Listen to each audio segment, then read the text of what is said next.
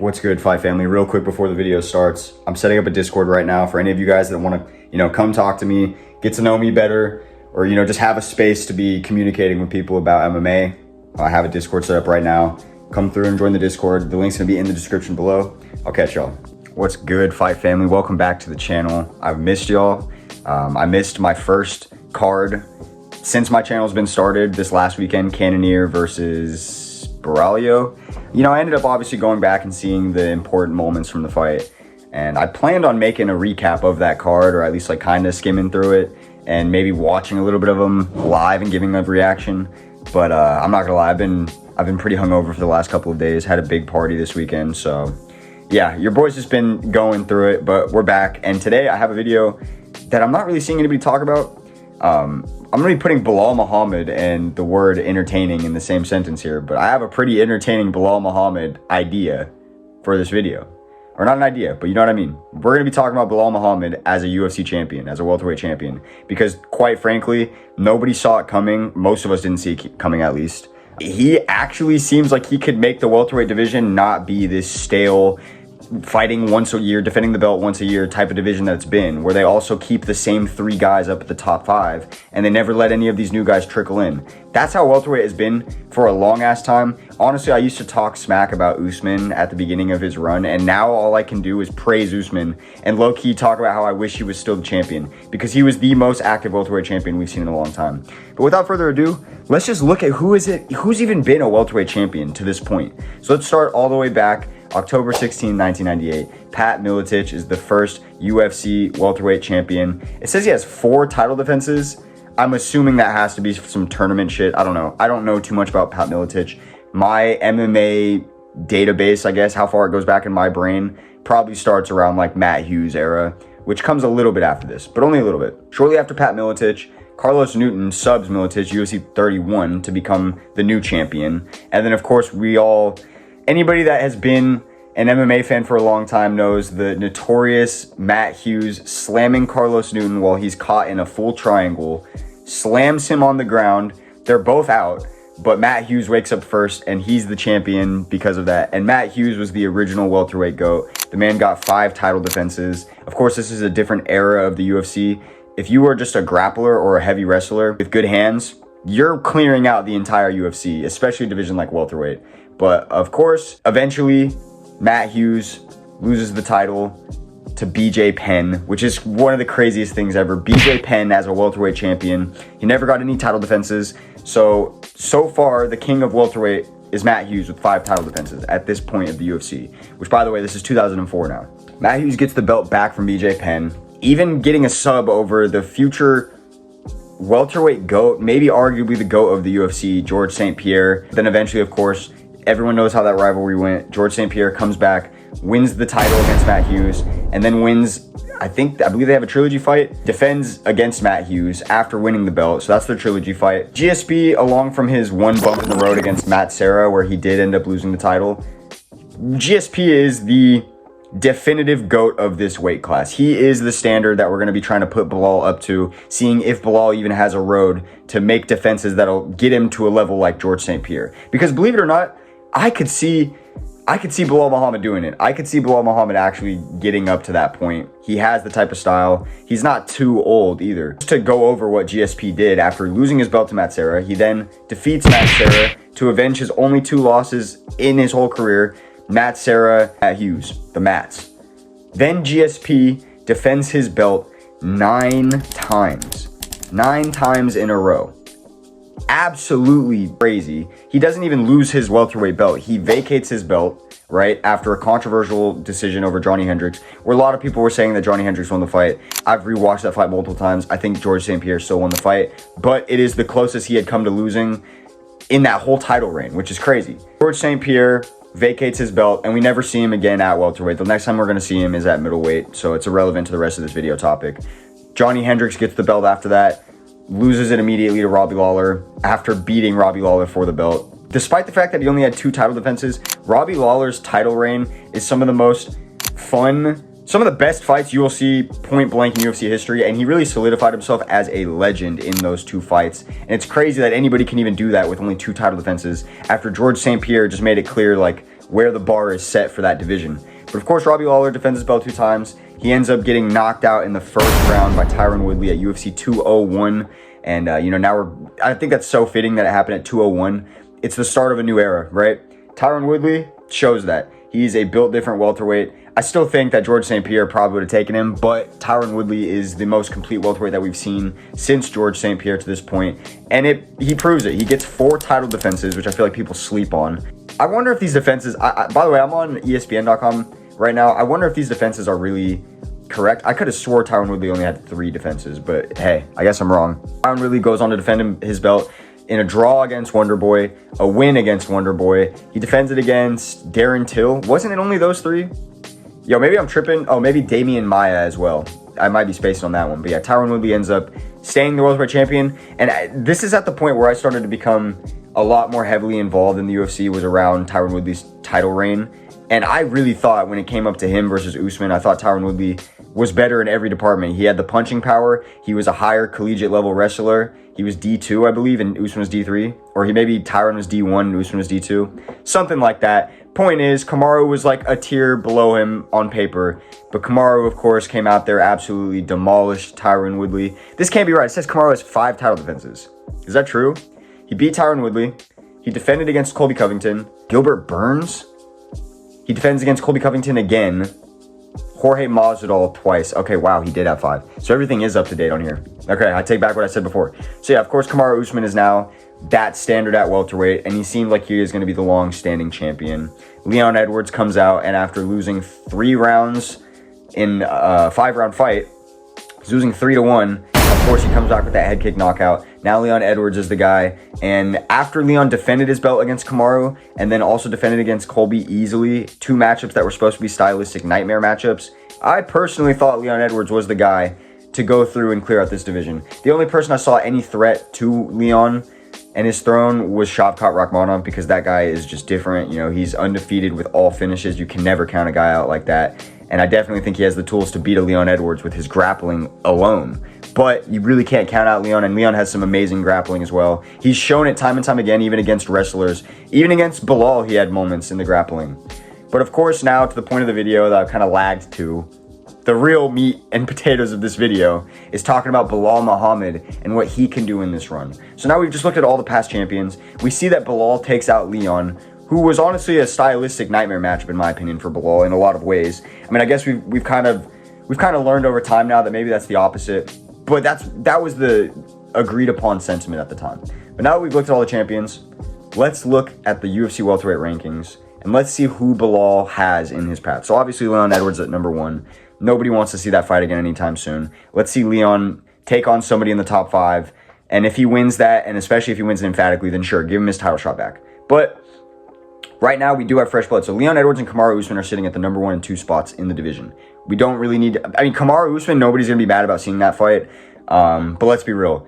A guy that's coming off of 3 losses and 2 back-to-back title losses, or a guy who's 18-0 with all finishes and is fresh blood in this division, like, come on, it's pretty fucking clear what direction the UFC should go. Obviously, I think they actually might go with Usman, but if we are going to be playing it, smart, playing it safe, Shavkat Rakhmonov should be the next fight. And let's talk about that matchup. Belal Muhammad versus Shavkat Rakhmonov. Obviously, Shavkat Rakhmonov has more technical striking. He has more snap in his punches. He has probably more dexterity. He can kick higher. He can kick harder. These are just like given things. But let's not count out Belal Muhammad's striking, because just with that pressure and grappling, he has like a Khabib-esque striking game where he gets to land a lot and actually will be sticking that jab in a lot of people's faces just because they're scared of the takedown and they're trying to deal with the pressure. I do think that Belal Muhammad, especially just because he's so confident in himself, he genuinely thinks he's better than everybody. I remember back in 2020, he was putting his name in the hat to fight Khamzat when nobody wanted to. And I don't really feel like he gets any credit for that. I even remember that, and I was big time Belal Muhammad hater back then. Well, not a hater. I never really have been hating on the guy. I just did not think he could get the job done and be a champion like he is. Against Shavkat, I feel like if he can stay in the pressure, stay in his face, stay with that game plan, pop the jab in his face, change levels for takedowns, but not always commit to them, use it as setups on the feet, like you are going to have to trust yourself on the feet against somebody like that. I think I think he does have a path to victory against Shavkat. I think people would be surprised. But I feel like with what I've seen from Shavkat so far, he just always finds a way to win. I do think if they immediately put Belal against Shavkat, this will be the end of this man's title reign. But if he can get past Shavkat Rakhmonov, I do not think there's anybody in the top 15 right now that I'm looking at that hangs with this guy. And let's go through it first. Jack Della Maddalena at 4, we'll talk about that. Colby Covington at 5, Gilbert Burns at 6, we've already seen it. Sean Brady at 8, we've already seen it. Stephen Thompson at 9, we've already seen it. Jeff Neal at 10, we have already seen it, and it was actually Jeff Neal knocking out Belal Muhammad. But we'll get back to that one. Who else in the top 10? Vicente Luque at number 14, we've already seen it. So he's already taken out at least 5 people in the top 15. And not even just people. Former title contenders like Wonderboy, like Gilbert Burns. So the only people that I feel like we really need to talk about here immediately, we got to talk about Belal Muhammad versus Usman, Jack Della Maddalena, I guess Colby because he's in the top 5, but like I really don't want to, and Ian Gary, because those are the real contenders right here. Outside of that, we have people like Michael Venom Page, who needs to put together some wins. We have Michael Morales, who actually does look like he could be something in this division. We need to see more from him. And Joaquin Buckley, actually. Joaquin Buckley's been looking fucking solid at welterweight, and he actually might be the style counter to a guy like Belal.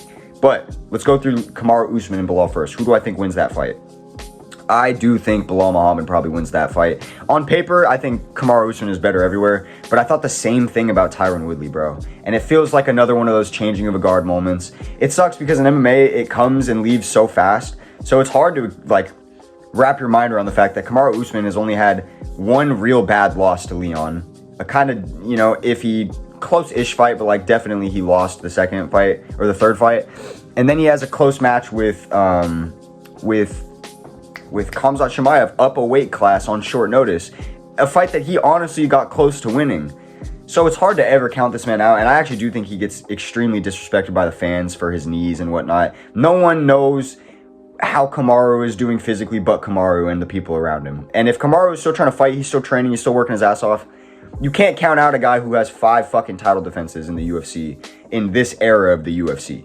So it would be hard. I think Kamaru Usman has one of the best jabs in the sport. It's so snappy and perfect. It comes out with no telegraph, no nothing. I think that would give Belal problems. I don't think Kamaru would be as scared of the pressure, but I do think that the pressure would get to him.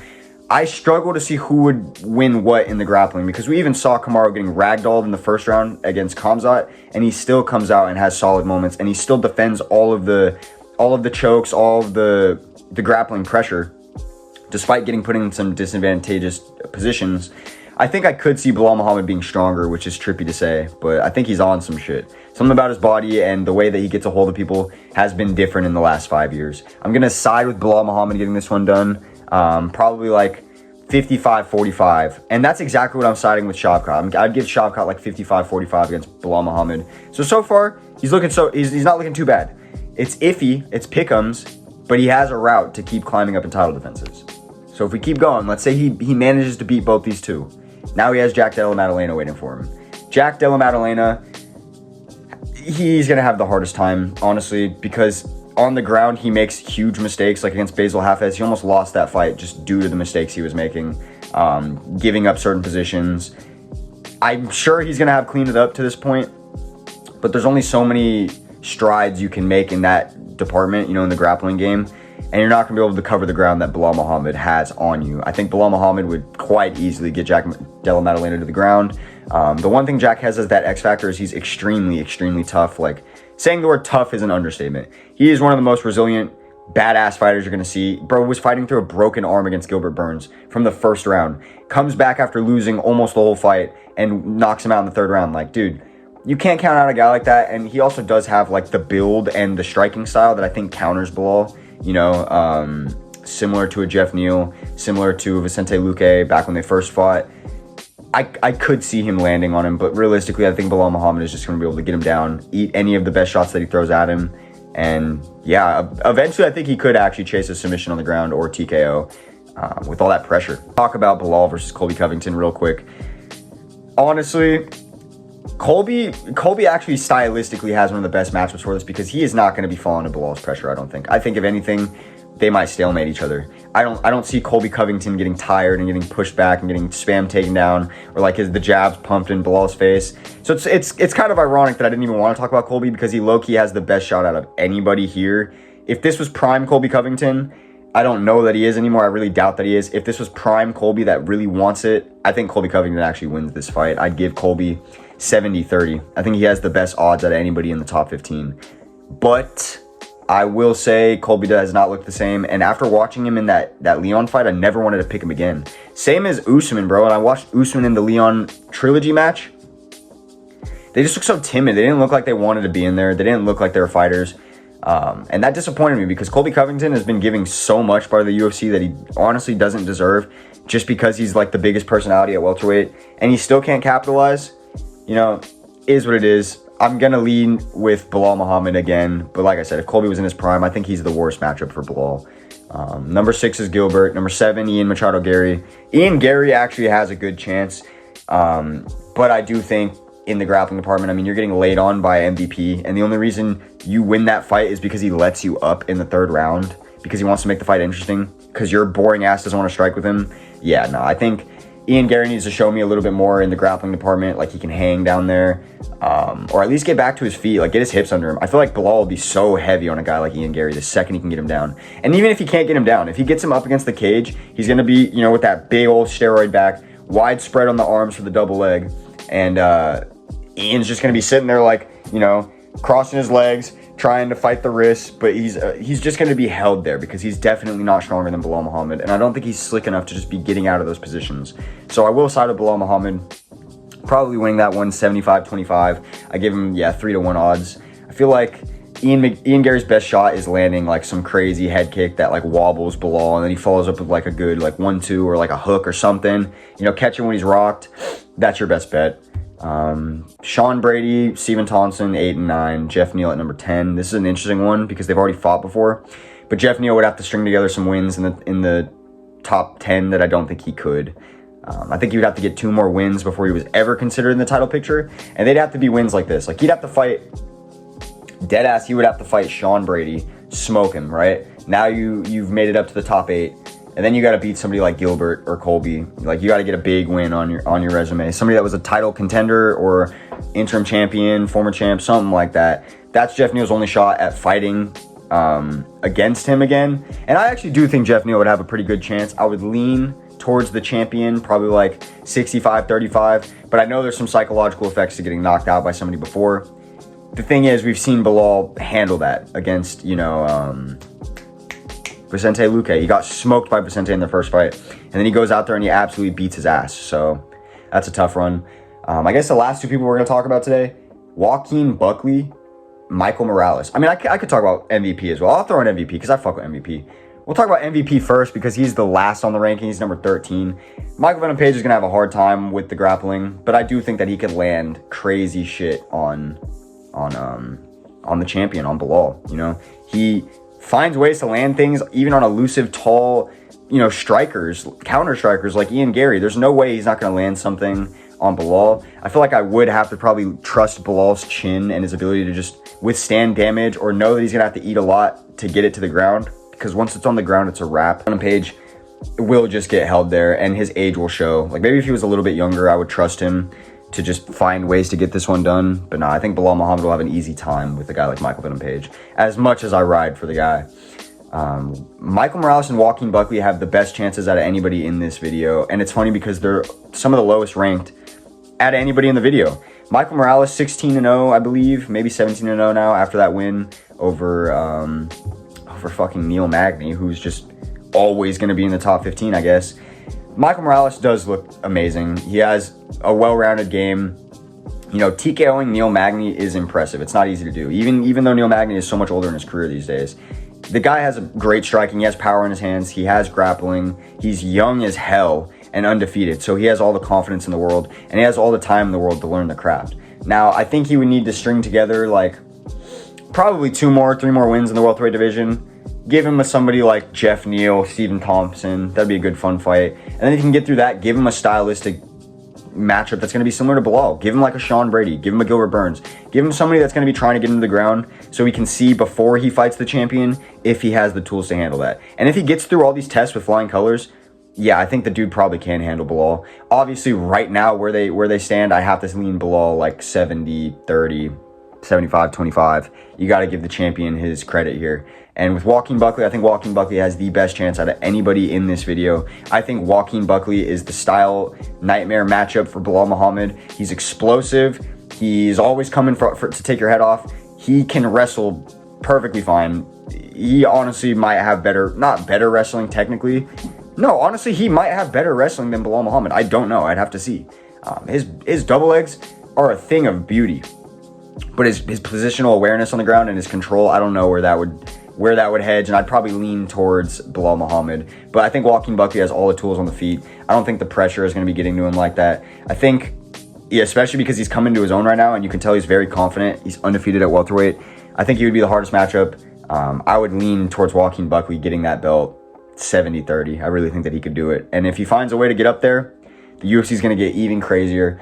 So, you know, having gone through the list, is it going to be an easy path for Belal? No. Is it impossible? No. He actually has a path where he can make himself one of the welterweight greats. He could surpass Kamaru Usman's legacy.